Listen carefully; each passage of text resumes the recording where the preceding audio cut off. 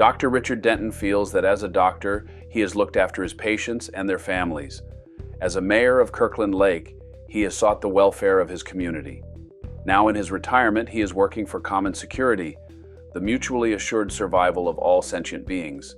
He formerly served as the North American co-chair of the International Physicians for the Prevention of Nuclear War, an organization that was awarded the Nobel Peace Prize in 1985. He emphasizes that prevention is the only answer to nuclear war, as there is no treatment post-war. Thus, we must learn to settle our conflicts through diplomacy and nonviolence. The end of the world is here. Now, you have heard this before. I'm going to tell you how you can prevent this from happening. Through diplomacy, through the Sustainable Development Goals, 16 and 17 in particular. Honored guests, and thank you very much for that introduction. I've come to speak to you today, and I will briefly touch on our troubled world globally, and then I'm going to talk about what you can do locally. As I've said, people have been predicting the end of the world for thousands of years. They have been wanting a messiah, or nowadays a superhero to save us. Maybe this is why we are turning to right-wing fascist dictators, strong men who will save them, to make the world great again. That is their hope. The Bulletin of the Atomic Scientists have put the risk of having civilization destroyed at 90 seconds to midnight. This is the closest it ever has been. They attribute this to our climate crisis and the risk of nuclear war.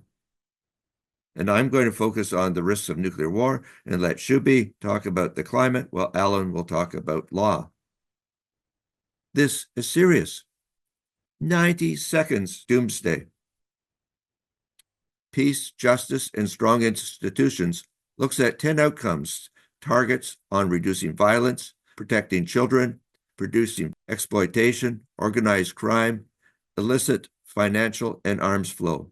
Where there are large sums of money involved, and we're talking trillions of dollars, as with the military, there is corruption and bribery. We need global governance of a reformed United Nations. And that's a whole other topic. I will focus, though, on the risk of war in general and nuclear war in particular as the threats to peace. Let me tell you my story. I grew up in the 60s, the Cuban Missile Crisis of 1962.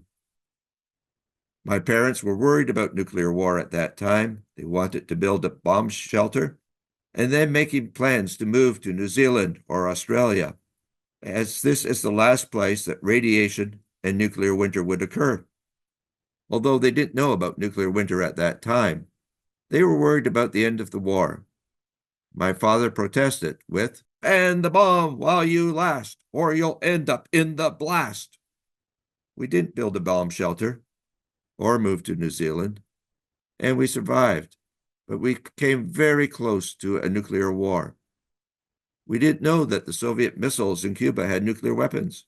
We didn't know that the Americans were throwing depth charges at a Soviet submarine. We didn't know that the submarine had nuclear weapons. The Soviets on that submarine thought their nuclear war had started, and 2 out of the 3 captains thought that they should launch their nuclear warheads. Luckily, the 3rd said no and saved the world.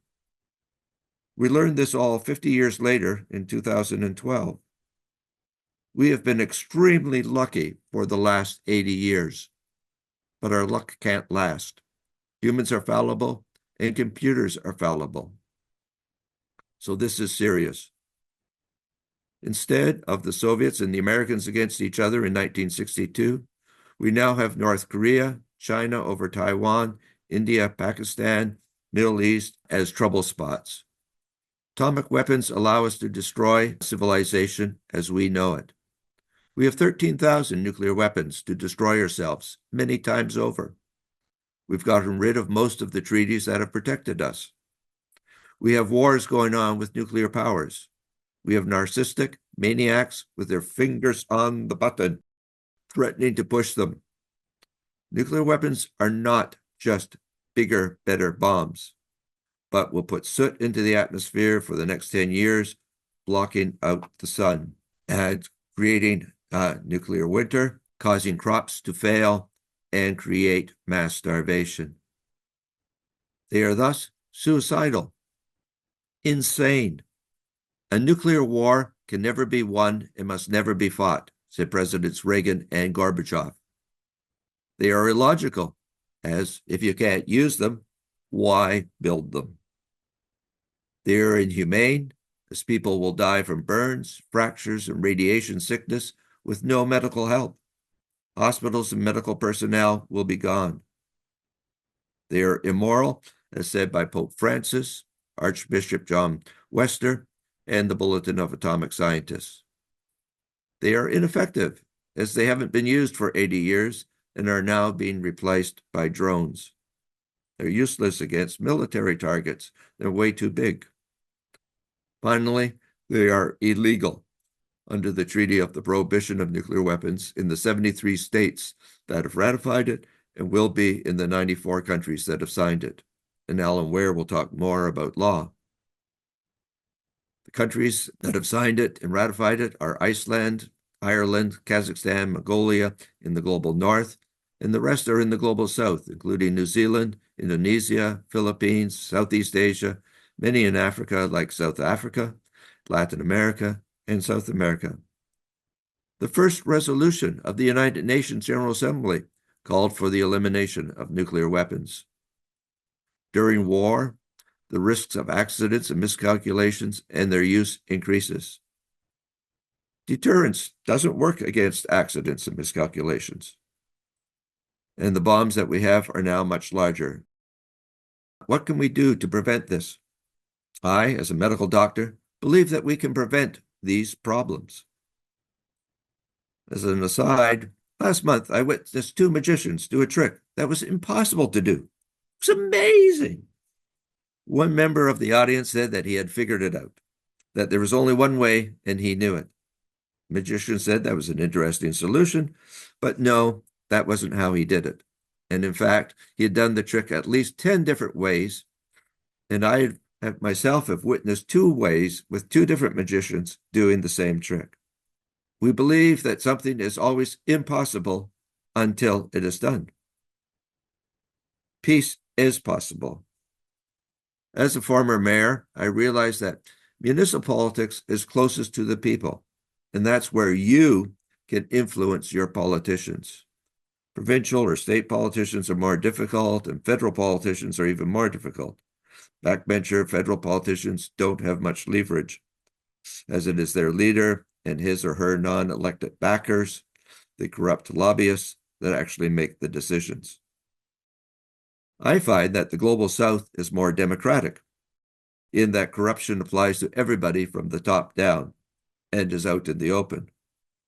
In the global north, corruption applies only to the people at the top and is hidden. Sustainable Development Goal 17 is about partnerships, and I feel that this is crucial. We older people have negotiated through the United Nations the Treaty on the Prohibition of Nuclear Weapons, TPNW. The International Campaign Against Nuclear Weapons, ICAN, brought together over hundreds of non-governmental organizations to press the UN in developing the treaty and received the Nobel Peace Prize in 2017 for this work. I was there at the UN when it was being formed, and I was in Oslo to see Setsuko Thurlow, our Canadian Hibakusha, a survivor of the bombing of Hiroshima, accept the award. The TPNW is the first treaty to recognize that women and children are more susceptible to radiation. It is also the first treaty wanting to restore the environment after nuclear testing. We need all peace organizations to come and work together. We need to work with the environmental movement that tends to be younger and more social media savvy. They want to get the Prohibition of Fossil Fuels Treaty passed. We older and younger people need to work together. An example is that the military is a great user of fossil fuels, a great producer of greenhouse gases, but is exempt from reporting their damage to the environment since the Kyoto Accord. Instead of investing 2%, and then it will become 3% of the gross national product in the military, trillions of dollars, we can invest in our health to prevent pandemics, educate our children, help eliminate poverty, and solve the climate crisis. We need water bombers to reduce forest fires, not F-35s. We need coastal patrol vessels, not destroyers and nuclear submarines. How do we do this? We begin with, 1, educating ourselves. We can create peace in ourselves and then spread that to others. We can take courses like Peace on Earth by 2030, that is a process on working for peace on a personal and global levels. End War 101 is a rotary design course similar to World Beyond the Wars course that shows that peace is possible and what you can do to create peace. We can transform conflicts non-violently, diplomatically. Yes, it doesn't always work, but it works better than violence. Only 15% of wars end in victory. Nonviolence is twice as effective. 2, we can speak to our politicians. The mass demonstrations of the Vietnam War prevented Nixon from using nuclear weapons and got us out of the war. And there we see it, the masses of people. Slide 16 shows yours truly protesting Canada holding the largest arms trade fair in North America, CANSEC. Countries like Canada and Australia may not have gunboat diplomacy, but have a briefcase of diplomacy with policy alternatives. Canada and Australia are middle powers and can exert their voices in organizations like the United Nations. And now Canada and Sweden, Finland, Netherlands, Norway and Germany and Spain can act within NATO. Canada and Greece sent their American nuclear weapons back to the US while staying in NATO back in the 1980s. Ukraine and Kazakhstan did the same with the breakup of the Soviet Union, and all of us stayed friendly with our hosts. In survey after survey, 70 to 80% of the population around the world wants to abolish nuclear weapons. It is our governments that are not listening to us. You need to speak to your politicians and tell them that you want and not the lobbyists. Third, you can put your money where your mouths are. You can make sure that you are not investing in Boeing, Lockheed Martin, Northrop Grumman, General Dynamics, or Raytheon, which is now RTX. You can get your alma maters, your pension funds, your banks to not invest in the military and supporting the wars, such as in the Middle East. See ICANNs, don't bank on the bomb and Allen's wares. Move the money by having your local municipality joining the ICANN Cities Appeal and back from the Brink equivalent. You can influence federal politicians.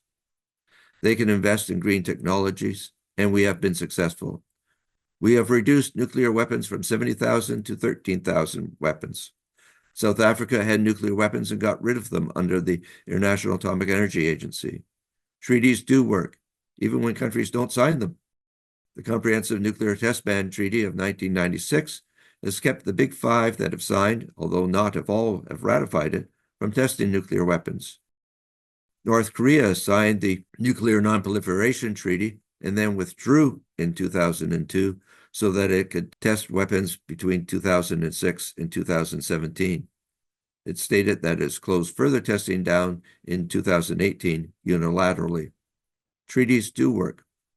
Gorbachev declared a ban on testing unilaterally back in 1985. Countries can do things unilaterally. Only 9 countries have nuclear weapons. You can eliminate nuclear weapons. We have an arms race in outer space now. We have 12 countries that are preparing for war in outer space with Australia and Canada. There are alliances like the Quadrilateral Security Dialogue of Australia, India, Japan, and the US. AUKUS, Australia, UK, and US. In conclusion, we can create peace. We need justice. We need to lay the blame at our governments and companies that are making the nuclear weapons for huge profits. First, you can educate yourself. Second, you can get your organizations like Rotary, etc., to join ICANN. You can get your municipality to endorse the Treaty on the Prohibition of Nuclear Weapons through the ICANN Cities Appeal. You can lobby your politicians to follow your wishes to create peace in the world. Lobby your politicians to create treaties to not weaponize outer space. You can lobby your politicians to observe the Treaty on the Prohibition of Nuclear Weapons, the meeting of state parties, and hopefully to ratify that itself. It was civil society's international campaign against nuclear weapons that helped foster the Treaty on the Prohibition of Nuclear Weapons and received the Nobel Prize in 2017. You can work with other organizations and nonprofits. And three, you can make investments, those of your organizations, to invest in green technologies and not companies that make weapons. Never doubt that a small group of thoughtful, committed citizens can change the world. Indeed, it is the only thing that ever has. Thrive aims to share the most effective pathways to a sustainable planet. We want to instill the concept of thrivability within the very fabric of society. Hopefully, I've now shown you how to do this through education, political advocacy, and investment. Then we can live in a world where all life forms coexist in harmony, a world that pursues solidarity, shared value creation, providence, and prosperity. Peace is possible. You can do it.